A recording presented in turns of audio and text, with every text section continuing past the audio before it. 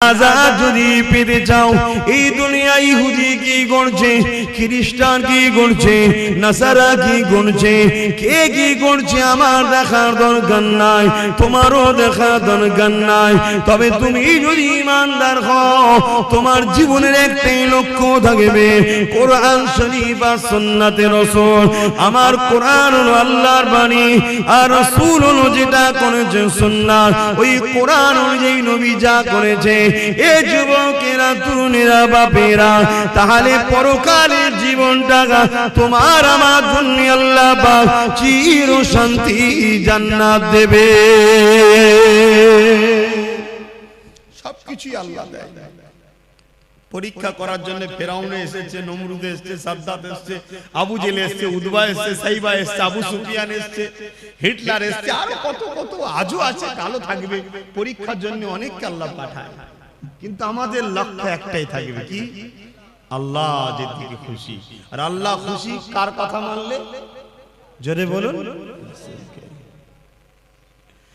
এই নজওয়ানেরা, আল্লাহ নবী জানিয়ে দিলেন লা ইউমিনু আহাদুকুম হাত্তা আকুনা হাব্বা ইলাইহি মিন ওয়ালিদিহি ওয়া ওয়ালাদিহি ওয়ান নাসি আজমাইন। বাবারা, তোমরা নিজেকে ঈমানদার মনে করো না ততক্ষণ পর্যন্ত যতক্ষণ না তোমরা তোমাদের ধন দৌলত, জমি জায়গা, টাকা পয়সা, এমনকি নিজের জানের থেকেও আমি রাসূলুল্লাহকে বেশি না মহব্বত করবে, ততক্ষণ পর্যন্ত তোমরা ঈমানদার হতে পারবে না।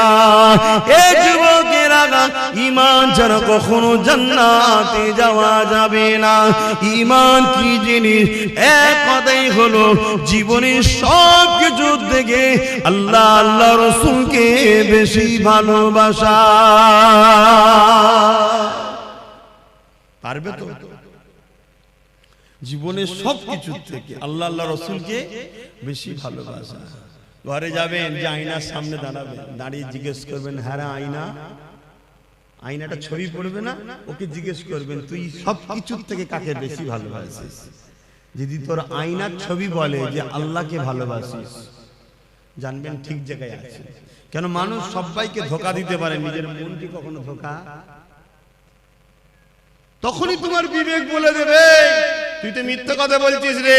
তোর সামনে যদি একটু 10,000 টাকা দেওয়া হয়, তুই তো অমনি সঙ্গে সঙ্গে নামাজ কাজা করে ছুটবি। তাহলে কি মহব্বত রইল? তোমার বিবেক উত্তর দিয়ে দেবে। বাবার, আল্লাহকে যারা মহব্বত করেছে, নবীকে যারা মহব্বত করেছে, তাদের জীবন আদর্শ আমাদের জন্য মডেল গো। আল্লাহ কোরআনে নবীদের জীবনী আমার নবীকে শুনিয়েছে, বিশ্বের মানুষের কল্যাণের জন্য মেসেজটা রয়ে গেছে। এই দুনিয়ার মানুষেরা আল্লাহর প্রেমিক যারা হবে তাদের জিন্দেগিটা কেমন হয় সে রেখে দাও। ফেরাউন বলে একটা রাজা ছিল, যাকে আল্লাহ পৃথিবীর রাজত্ব দিয়েছে গো। একটা রাজ্য নয়, একটা দেশ নয়, পৃথিবীর সম্রাট ছিল, পৃথিবীর রাজা ছিল। তার এত পাওয়ার ছিল, এত শক্তি ছিল। সেই শক্তি পাওয়ার নিয়ে সেই নিজে একদিন নিজেকে খোদাই দাবি করে বসলো। সেই খোদাই দাবি করে দুনিয়ার মানুষকে তার দাসত্বের গোলাম বানাতে লাগলো।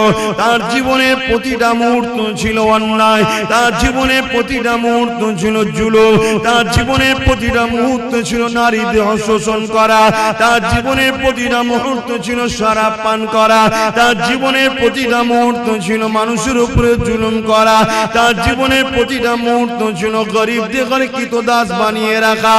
এই যুবকেরা, আজও যদি কেউ শরাব পান করে, আজও কেউ নারী দেহ শোষণ করে, আজও কেউ যদি গরিবদের উপরে জুলুম করে, অবশ্যই সে মুসা নবীর সাথে থাকতে পারে না, সে ফেরাউনের সাথে থাকবে। ইতিহাসের পাতা সাক্ষী দিয়ে দেয়, এই ফেরাউনের আমলে ফেরাউনের ঘরে একজন মেয়ে কাজ করত, যিনার নাম হল হযরতে মাসাত্তা। গরিব মেয়ে ছিল, যার তিনটে আল্লাহ সন্তান দিয়েছিল। স্বামী হারাই তিনটে সন্তানকে নিয়ে ফেরাউনের ঘরে লালন পালন করে কাজ কাম করে জীবন যাপন করত। কিন্তু এই মাসাত্তা অন্য মানুষের মতো ফেরাউনকে কিন্তু খোদা বলে মানে না। ওই মাসাত্তা অন্তরে অন্তরে এক আল্লাহকে মেনে নিয়েছিল। ইতিহাসগুলো আমাদের জন্য কিন্তু শিক্ষা দিয়ে যাচ্ছে, তাই তো নাকি? ইতিহাস আমাদের ঘরে কি শিক্ষা দেয়? আমাদের ঘরে আমাদের ভবিষ্যৎ গড়ার শিক্ষা দেয়, আমাদেরকে জানায় ইতিহাস।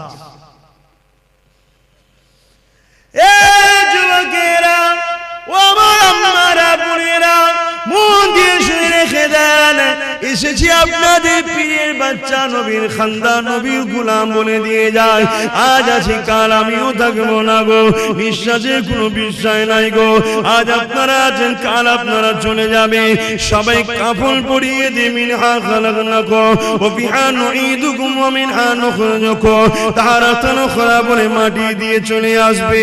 যদি তুমি দুনিয়ার জমিনে নবী নবী নবী করে যেতে পারো, তোমার উঠা বসা চাল চলন যদি নবী থাকে, তোমার সাংসারিক জীবনে যদি নবী থাকে, তোমার কারবারি জীবনে যদি নবী থাকে, তোমার রাষ্ট্রীয় জীবনে যদি নবী থাকে, তোমার রাজনীতির জীবনে যদি নবী থাকে, তোমার দেশপ্রেমে যদি নবী থাকে, তোমার মানবতায় যদি নবী থাকে, তোমার ইনসানিয়াতে যদি নবী থাকে, তোমার মানুষের ভালোবাসায় যদি নবী থাকে, এক কথায় তোমার জীবনে প্রতিটা সেকেন্ডে নবী থাকে, জেনে রেখে যদি কবরের জমিনে তুমি একা থাকবে না। যখন তোমাকে শুইয়ে দিয়ে আসা হবে, তোমার বাপ চলে যাবে, তোমার আম্মা চলে যাবে, তোমার স্ত্রী চলে যাবে, তোমার স্বামী চলে যাবে, তোমার ছেলে মেয়ে চলে যাবে, তোমার পাড়া প্রতিবেশী চলে যাবে, তোমার দুনিয়ার দরদি রাজনীতির লিডাররাও চলে যাবে। আর এই যে পীর সাহেব এসেছি, আমরাও কেউ তোমার সাথে কবরে যাব না, কিন্তু কবরের জমিনে মদিনাওয়ালা আসবে। তুমি যদি দুনিয়ায় মদিনাওয়ালার ডাঙ্কা বাজাও, কবরের জমিনে মদিনাওয়ালা বলবে, ফেরেশতা আমি মুহাম্মদ সাক্ষী দিয়ে দিলাম, এই মদিনা এই দুনিয়ার জমিনে আমি মুহাম্মদ আমারই ছিল। আরো জোরে বলুন সুবহান।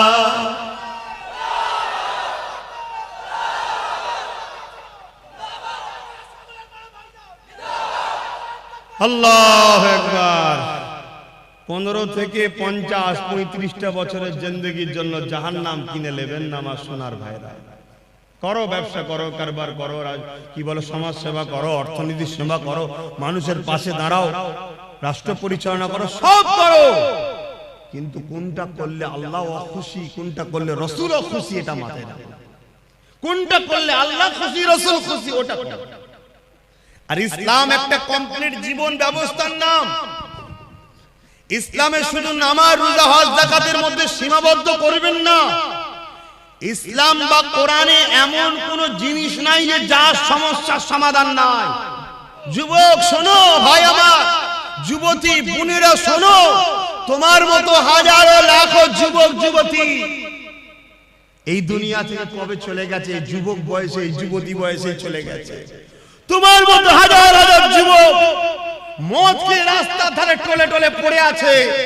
তোমার বয়সে হাজার হাজার বোন বিধবা হয়ে যায়, ফুটপাতে পড়ে আছে, বা নিজের শরীরকে বিক্রি করে পেট চালাতে হচ্ছে। তা থেকে আল্লাহ ভালো রেখেছে না রাখেনি? শুকরিয়া আদায় করো, আল্লাহর নেমত হারামি হয়ো না।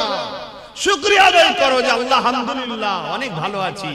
তো সেই আল্লাহকে ভুলে যেও না। তিনি কি চায় তোমার থেকে? বান্দা আমায় একটু সেজদা দে, রুকু দে, আর আমার হাবিবের কথা অনুযায়ী চল, অন্য কারো কথা শুনিস না। সব ধোঁকা। আমার হাবিব তোদের আপন। জোরে বলো সুবহানাল্লাহ। এটা আমি বলিনি, আল্লাহ বলছে। এ কথা বলা যাবে তো নাকি? এ কথাও বলা যাবে না। তবে আগামী দিন ধর্মীয় আলোচনাও সমস্যা হবে, সেই সিচুয়েশন তৈরি হচ্ছে। বাপেরা, নওজওয়ানেরা, যুবকেরা, মন দিয়ে শোনো, পরিবর্তন হবার চেষ্টা করো। কেননা এই দুনিয়াতে আমার আপনার জন্য পরীক্ষার জায়গা। আখিরাতের জমিনটা বড় কঠিন হবে।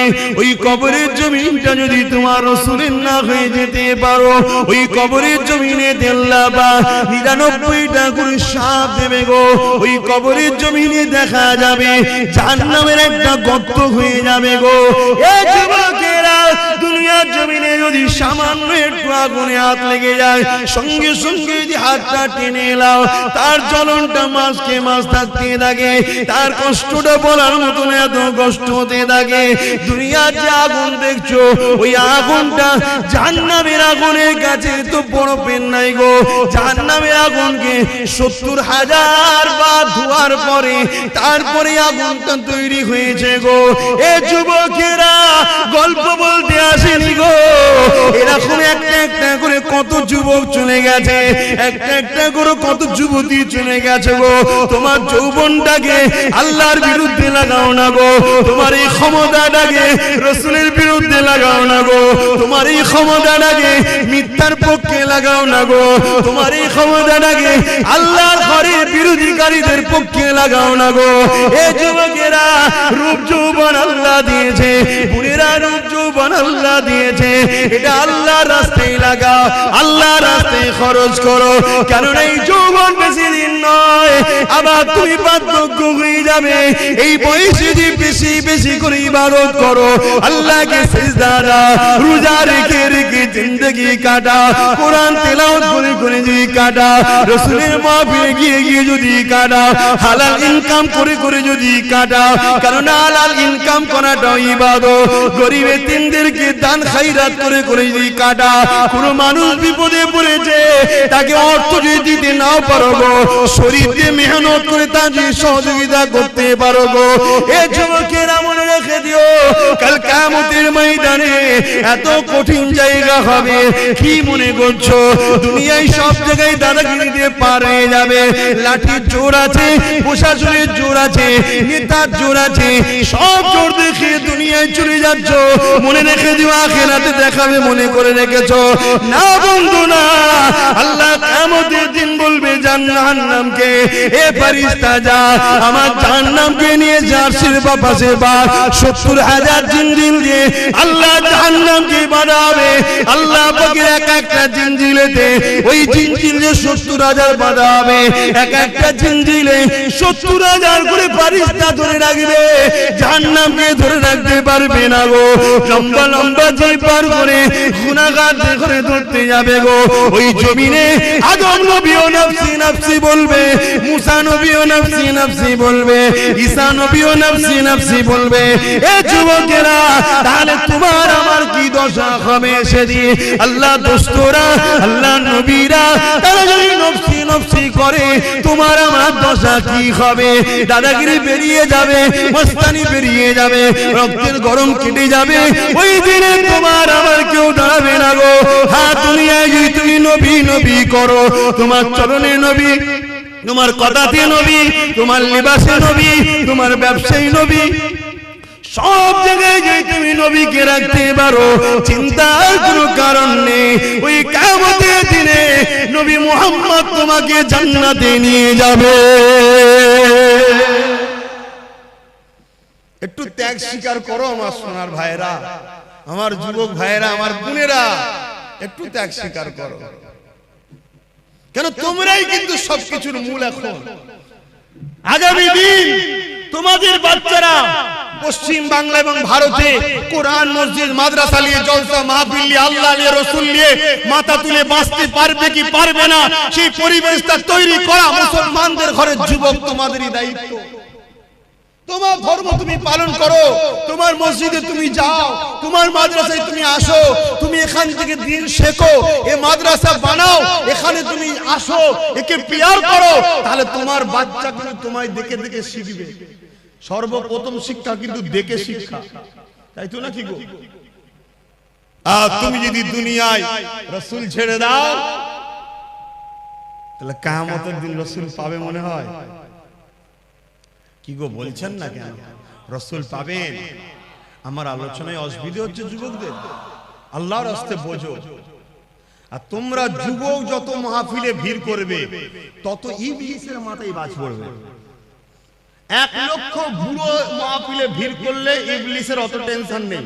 বাপেরা খারাপ নেবেন না, হাকিকতটা বুঝাচ্ছি, কারণ আপনারা একদিন যুবক ছিলেন। 1 লক্ষ যুবক মুরব্বী বাপ মা যদি মাহফিলে ভিড় করে, ইবলিসের অত টেনশন নেই। কিন্তু 10,000 যদি বোন আর ভাই যদি মাহফিলের দিকে খেয়াল করে ইবলিসের মাথায় বাজ পড়ে যাবে।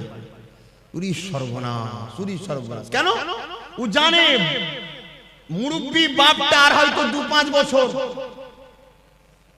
কথা বুঝছেন না? তারপরেই কিন্তু ওর পর থেকে লিভার কেউ নেই, ওখানে ইসলাম শেষ। কিন্তু যুবকটা যখন এখন আসছে এই বয়সে ওর ছেলেটা ওর সাথে আসবে, তার মানে এখন 100 বছর 150 বছর চলবে, কথা বুঝছেন না? এই জন্য তোমাদেরকে আল্লাহর রাস্তায় বলছি, তোমাদেরকে হাজারো চক্রান্তে জড়িয়ে রাখা হবে, শুধুমাত্র উদ্দেশ্য আল্লাহ থেকে সরাও, রাসূলের থেকে সরাও। আরে আব্বাস সিদ্দিকী কে? আব্বাস সিদ্দিকী পৃথিবীর বুকে একটা ছোটখাটো নগণ্য নবী, দ্বীনের খাদেম, অন্য কিছু নয়, সামান্য খাদেম। আমার থেকে তোমাকে কেউ সরাতে চায় না, তোমাকে সরাতে চাইছে রাসূল থেকে, আল্লাহ থেকে। হ্যাঁ, গর্বের সাথে বলছি, আব্বাস সিদ্দিকীর জীবনের একটাই লক্ষ্য, দুনিয়ায় তুমি রাসূলের থাকো, আখিরাতেও তুমি রাসূলের থাকো। তাই আমার থেকে তোমাকে সরাতে পারলে রাসূল থেকে তোমাকে দূরে রাখা যাবে। এই কারণে কারণ তুমি আমার কাছে এলেই নবী ধরাবো, তাই তোমাকে ডিস্টার্ব করা হবে। আমার জীবনে একটাই কথা, তুমি আসো, সভ্যতার সঙ্গে আসো, মর্যাদার সঙ্গে আসো, নম্রতার সঙ্গে আসো, ইনসানিয়াত করো, ইনসাফ করো, ন্যায় প্রতিষ্ঠিত করো, মানুষকে প্যার করো, ভালোবাসো, নামাজ আদায় করো, রোজা আদায় করো, হজ আদায় করো, যাকাত দাও, মানুষের খেদমত করো, মা বাপকে প্যার করো, নিজের পরিবার স্ত্রীকে নিয়ে হাসি খুশিতে থাকো, পর নারীর দিকে খাকু নজরে তাকাওনি, তোমার পরিবারকে সময় দাও, তোমার বাচ্চাকে সময় দাও। আর মা বোনেরা, স্বামী ছাড়া অন্য কেউ নয়, তোমার স্বামী আপন স্বামীর দিকে তাকিয়ে থাকো। এই তো কথা বলি নাকি? যুবকরা বুঝার চেষ্টা করো। আরে প্রেম যদি করে যেতে পারো, কিয়ামতে কোনো চিন্তা থাকবে না। কিন্তু প্রেম রাসূলকে করলে, আল্লাহকে করলে কি হয় শুনে রেখে দাও গো। মক্কা জমিনে বিশাল একটা বাজার রয়েছে, ওই বাজারের উপরে দেখা যায় একজন হাবশী দেশের মানুষের গলায় বেড়ি পড়া, হাতে বেড়ি পড়া, পায়ে বেড়ি পড়া। এই যুবকেরা গরম বাড়ির উপরে চিৎ করে শুইয়ে দিয়ে বুকের উপরে বাড়ি পাথর চাপিয়ে দিয়েছে, নিঃশ্বাস নিতে পারছে না, এমন করে চুলগুলো উস্কো খুস্কো, খালি পায়ে ধুলো, জামা মোজাগানো, এইরকম একটা হাবশী দেশের কালো মানুষ আসমানের দিকে বারবার চেয়েছে, জবানে কি যেন পিরপির করে বলতে লেগেছে। কয়েকজন লিডার রাজে তার কানে কানে যেন কি বলতে লাগলো, কি বলেছিল, তোরা মুহাম্মাদের দল ছেড়ে দে, আমাদের দলে চলে আয়, রহমানের দল ছেড়ে দে, ইবলিসের দলে চলে আয়, নামাজ ছেড়ে দে, রোজা ছেড়ে দে, হজ জাকাত ছেড়ে দে, গান বাজনা, সিনেমা, যাত্রা, মদ, জুয়া, গাঁজা, জিনা, ব্যভিচারিতে চলে আয়। এই যুবকেরা, তরুণেরা এইভাবে যখন এই কালো হাবশী যুবকটাকে এইভাবে জুলুম করতে লেগেছে, সে যেন বিড়বিড় করে কি বলতে লেগেছে, এমন করে রোদকে লোহায় লেগে গরম করে তার ঠোঁটে চাকা দিতে লেগেছে, তথাপিও যেন চোখ দিয়ে পানি ছেড়ে আসমানের দিকে মুখ তুলে বিড়বিড় করে কি বলতে লেগেছে।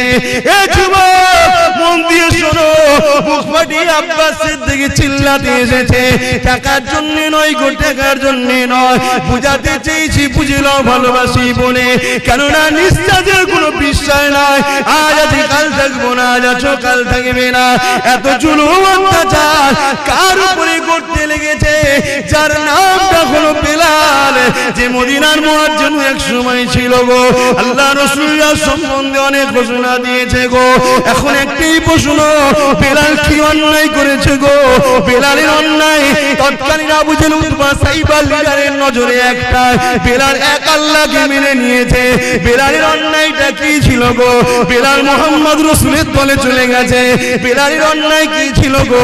বেলাল মা বাবার সম্মানের পক্ষে গেছে, বেলাল নারীদের অধিকারের পক্ষে গেছে, বেলাল এতিমদের পক্ষে গেছে, বেলাল গরিব অসহায়দের পক্ষে গেছে, বেলাল মদের বিরুদ্ধে গেছে, বেলাল সুদের বিরুদ্ধে গেছে, বেলাল ঘুষের বিরুদ্ধে গেছে, বেলাল দুর্নীতির বিরুদ্ধে গেছে, বেলাল জালিমদের বিরুদ্ধে গেছে।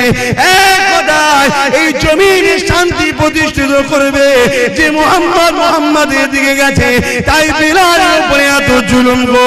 এখন চিৎকার দিয়ে তোমাদের জানতে চাই, তোমরা যদি আল্লাহর দিকে যাও, রাসূলের দিকে যাও, ইবলিসের চালারা মারবে, জুলুম করবে, কেস দেবে, জেল হবে, জরিমানা হবে, তাহলে তোমরা চিৎকার দিয়ে বলো আল্লাহর দিকে থাকবে না থাকবে না?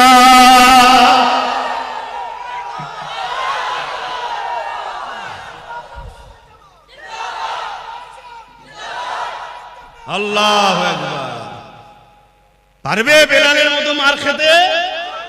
সে পরীক্ষা নেবে না, আল্লাহ চিন্তা নেই। সে নিলে তো আমাদের ইমানের সব দিক দিয়ে পালাবে, অবস্থা বুঝেই নেবে, চিন্তা নেই। তবে আল্লাহ যাকে ভালোবাসে একটু পরীক্ষা করবে না করবে না? তুমি পরীক্ষা করো না? তোমায় কেউ যদি বলে ভালোবাসে পরীক্ষা করো না? তুমি কেউ নয় যদি পরীক্ষা নিতে পারো, সবকিছুর মালিক যিনি তিনি পরীক্ষা নেবে না? দুটো হাত দিলাম, দুটো চোখ দিলাম, দুটো কান দিলাম, দুটো পা দিলাম, নিঃশ্বাস দিলাম, আজও বাঁচিয়ে রেখেছি, মায়ের পেটে ছিল খাইয়েছি, দুনিয়ায় আসার আগে মায়ের স্তনে দুধ দিয়েছি, খেয়েছে, জমিনে গাছ লাগাই ও ফল দিই আমি, তো সে আল্লাহ একটু পরীক্ষা নেবে না? তো পরীক্ষা যেই নেবে উনি মন খারাপ করলে হবে? তবে হ্যাঁ, আমাদের জন্য তো অনেক ফেসিলিটি আছে, যে ফেসিলিটিটা সাহাবারা পায়নি বা অন্য অন্য নবীরা পায়নি, আমরা কিন্তু অনেক ফেসিলিটি পেয়েছি। কি? আমার রাসূল জানিয়ে গেছে। যদি ভয় লাগে অন্তরে অন্তরে মানো, চুপচাপ থাকো, বুঝতে দিও না কাউকে তুমি আল্লাহ মানো, রাসূল মানো, চুপচাপ থাকো। তুমি ন্যায়ের দিকে, সত্যের দিকে, আল্লাহর দিকে, রাসূলের দিকে, ইনসাফের দিকে আছো, কাউকে বুঝতে দিও না, চুপচাপ থাকো। এ তো ফেসিলিটি আগে ছিল না, নবী তো হাদিস বলে গেছে তাই পেয়েছি। কিন্তু তাদের উপরে কি জুলুম হয়েছিল! হ্যাঁ, আজকে এত মা বোন, আহা, আজকে ঘরে কারো অভাব নেই, তারপরও ফিরি পেলে সব ছুটছে, সব ছুটছে, পর্দা জর্দা হয়ে যাচ্ছে। কি গো বাপ, পর্দা করা ইসলামে কি ফরজ? ফরজ কি ফরজ? ফরজে আইন। আমার মা পর্দা করলে সবার মায়ের পর্দা হয়ে যাবে নাকি? না, এত বড় ফরজ, যেখানে জান্নাতের দরজায় লেখা আছে দাইয়ুসু লা ইয়াদখুলুল জান্নাত, দাইয়ুস কোনদিন জান্নাতে যেতে পারবে না। দাইয়ুস কে? যে মুখমণ্ডল, হাতের গাঁটের বাইরের অংশ, পায়ের গাঁটের নিচু অংশ ছাড়া বাকি জায়গাটাকে কোনো অংশই দেখা যায় পরপুরুষের নজরে, ওইটাই হলো দাইয়ুস। ওটা স্বামীর দেখার হক, বাকি জায়গাটুকু নয়। বাকি এই মুখমণ্ডল, হাতের গাঁটের বাইরের অংশ, পায়ের গাঁটের বাইরের অংশ ছাড়া বাকি জায়গা যা আছে স্বামী ছাড়া কারো দেখার হক নেই। কথা বুঝে আসছে? আজকে আমরা কি করছি? এ ওয়াজ করলে আমার মা বোনের হয়তো অনেক মনে করতে পারবে তোমাকে এসব ওয়াজ করতে হবে না, আমার ইচ্ছা আমি যা খুশি করো। মা, ইচ্ছা বলে কিছু নেই, আমার বলে কিছু নেই। আব্বাস সিদ্দিকী যা চিল্লাচ্ছে, আব্বাস সিদ্দিকী নয়, জবান দিয়েছে আল্লাহ, আমার নয় গো মা, ব্যবহার করতে দিয়েছে, সময় হবে কেড়ে নেবে। এই হাত আমার নয়, আল্লাহ দিয়েছে। চোখ আমার নয়, আল্লাহ দিয়েছে। কান আমার নয়, আল্লাহ দিয়েছে। এই কিডনি আমার নয়, আল্লাহ দিয়েছে। নিঃশ্বাস যে টানছি আমার ক্ষমতা নয়, মা আল্লাহ দিয়েছে, আল্লাহ দিয়েছে। আল্লাহ মা তোমাকেও সুন্দর করেছে, বোন তোমাকেও সুন্দর করেছে, আল্লাহ বিভৎস করে দেয়নি। অতএব আল্লাহর জন্য চলো, দেখো, শিক্ষা নাও, শিক্ষা নাও। যুবকেরা শুনে রেখে দাও, নারীরা বড় দুর্বল হয়ে গো, নারীরা বড় কমজোর হয়ে গো। তথাপিও পৃথিবীর বুকে আল্লাহর জন্য, নবীর জন্য, আমার রাসূলুল্লাহর উম্মত উম্মতিদের মধ্যে থেকে সব থেকে প্রথম যিনি জান দিয়েছে, তিনি কেউ নয় গো, তিনি পুরুষ নয়, তিনি একজন নারী। কি নাম? সবই তো আল্লাহ করে জানো, তো মায়েদের মতো কেন হচ্ছ না? বোন মায়েরা এই মায়েদের মতো। যুবকেরা, খুব একটা যে বয়স হয়েছে আম্মা জান সুমাইয়া তা নয়, হালকা বয়স রয়েছে, একটা সন্তানও রয়েছে, স্বামীও রয়েছে। এমন সময় কিন্তু গোপনে গোপনে আমার আল্লাহকে আল্লাহ বলে মেনে নিয়ে, নবীকে রাসূল বলে মেনে নিয়ে হক শান্তি ধর্ম ইসলামে প্রবেশ করেছে। তৎকালীন আবু জিল, উতবা, সাইবা, আবু লাহাব যারা লিডার নেতৃত্ব দিত, এমন করে তারা জুলুম অত্যাচার শুরু করে দিল আম্মা জান সুমাইয়ার উপরে। যুবকেরা তরুণেরা আব্বারা আম্মা সুমাইয়ার উপরে কত জুলুম করেছিল, অর্ধ উলঙ্গ করে দুটো ঘোড়াকে নিয়ে এসেছে, আম্মার পায়ে দড়ি বেঁধেছে, ঘোড়ার পায়ে দড়ি বেঁধেছে, ঘোড়াকে ছুট কাটিয়েছে, আম্মা জানের পিঠের কোমরে চামড়াটা ঘিসড়ে ঘিসড়ে গুটিয়ে গুটিয়ে গুটিয়ে কাদের কাছে জড়ো হয়ে গেছে। যুবকরা ভেবে দেখো তো দেখি, সামান্য একটু চৌদা গালে খেয়ে যেতে লেগেছ, তাহলে আম্মার উপরে কি জুলুম হয়েছে। আম্মা এই অবস্থাতেও আম্মার বুকে আবার ভারী পাথর চাপিয়ে দিয়েছে, গরম মরুভূমির বাড়িতে পিঠের গোশত সেদ্ধ হয়ে যাচ্ছে।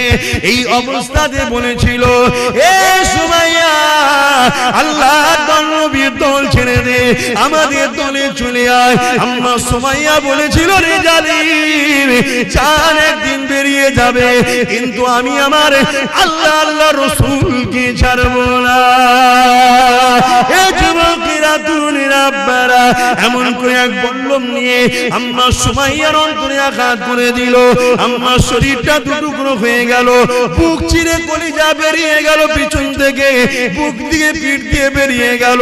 এ যুবকেরা আব্বারা তরুণেরা আমার আল্লাহ বা ফেরেশতাদেরকে বলতে লাগলো, এ ফেরেশতারা দেখলে দুনিয়া জমিনে তোরা বলেছিলিস মানুষ বানাবে না, ফিতনা করবে, ফিতনা করবে। আমার আল্লাহ বলল, ফিতনা করবে আলাদা মানুষ, প্রেম করবে আলাদা মানুষ। আমার প্রেমিক সুমাইয়া প্রমাণ করে দিল, এই জমিনের উপরে যত সূর্য উঠবে, চাঁদ উঠবে, ততদিন দুনিয়ার মুখে আমার প্রেমিক সুমাইয়ার আলোচনা থাকবে।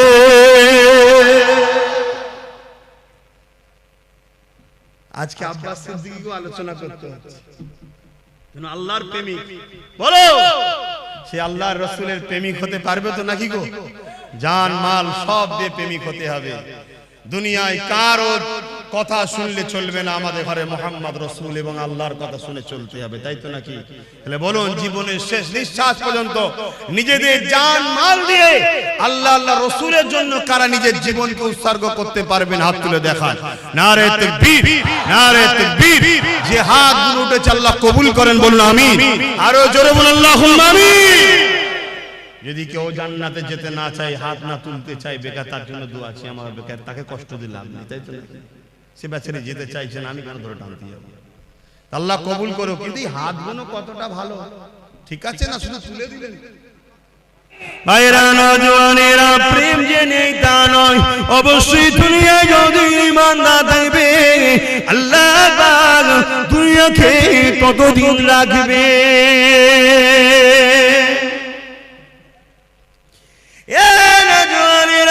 আল্লাহ নবী একদিন কাবা শরীফের পাশে সিজদায় পড়ে যে কাঁদতে লেগেছে। মন দিয়ে শোনেন, মন দিয়ে শোনেন, শুনছেন তো? আল্লাহ নবী দিন দুনিয়া বাসাবি জনাবে মুহাম্মদ রাসূলুল্লাহ সাল্লাল্লাহু আলাইহি ওয়াসাল্লাম নবী আমার কাবা শরীফের পাশে সিজদায় পড়ে কাঁদে। আমার আল্লাহ পাক সময় হযরত জিবরাইল সাল্লামকে পাঠিয়ে দিলে, হে আমার হাবিবি জান, কেন আমার হাবিব কাঁদে জিজ্ঞাসা করে আসুন। আল্লাহ সবই জানে, জিবরাইলকে জানতে চেয়েছে এবং জিবরাইল আর রাসূলের কথোপকথনে আমরা তো জানতে পারবো, তাই পাঠিয়েছে। হযরত জিবরাইল সাল্লাম চলে আসলে আমার নবীকে সালাম দিয়ে বলতে লাগলে, ইয়া রাসূলুল্লাহ, হাবিবাল্লাহ, হুজুর আপনি কেন কাঁদেন? আল্লাহ পাক জানতে চেয়েছে। আল্লাহ নবী বলেছে, জিবরাইল রে, এ জিবরাইল, অন্যান্য নবীর উম্মতিরা অন্যায় করেছে, ভুল করেছে, আল্লাহ পাক তাদের উপরে রাগ করে বেজার হয়ে সেই নবীর উম্মতদের ঘরে কম দেখরে, যেমন আজ জাতি আছে, সামুদ জাতি আছে, সবাইকে ধ্বংস করে দিয়েছে। আমার উম্মতিরা দুনিয়া ধোঁকায় পড়ে শয়তানি খেয়ালে পড়ে অন্যায় করে ফেলবে, ভুল করে ফেলবে। আল্লাহ জানো তাদের উপরে আযাব গজব দিয়ে ধ্বংস না করে দেয়, এই জন্য কাঁদতে লেগেছি। এ যুবকেরা, কার জন্য এখনো বেঁচে আছো? দেখো দুনিয়ায় কি ফিতনা হতে বাকি নেই। বড় দুঃখের বিষয়, সোশ্যাল মিডিয়ায় দেখা যাচ্ছে আজকাল কিছু ছেলে তৈরি হয়েছে সেই জাহিলিয়াতের যুগের মতো, নিজের মায়ের ইজ্জত পর্যন্ত লুটছে। এখন কিছু ছেলে বেরিয়েছে বেরিয়েছে, জাহিলিয়াত যুগের মতো বুনের ইজ্জত লুটে নিচ্ছে। এখন কিছু ছেলে বেরিয়েছে জাহিলিয়াত যুগের মতো, স্ত্রী শৈবন সর্বে যদি কন্যা সন্তান থাকে তাকে দিবস করিয়ে দিচ্ছে। তথাপি আল্লাহ এই দুনিয়া দাম গজমা এখনো দেয়নি গো, তবে দেরি করবে না, সময় খুব তাড়াতাড়ি হয়ে এসেছে। নবীর ভবিষ্যৎবাণী অনুযায়ী খুবই তাড়াতাড়ি দুনিয়ায় আযাবের গ্রাস হয়ে যাবে গো। একবারেরা তথাপি নবীকে আল্লাহ পাক কি জানিয়েছিল, পৃথিবীর জমিনে একজন মাত্র যতক্ষণ দিল থেকে আল্লাহ আল্লাহ রাসূলকে ভালোবাসবে, আমার আল্লাহ ততদিন পর্যন্ত দুনিয়াকে ফানা করে দেবে না। রসুলের সেই কান্নার বিনিময়ে এত অন্যায় এত পাপের পরেও এখনো নিরাপদে আছে, তাই তো নাকি গো? তাহলে সেই নবীর ঘর মাদ্রাসা, কোরআনিয়া মাদ্রাসা বা খানকা হলো ইলমে বাতিনির মাদ্রাসা।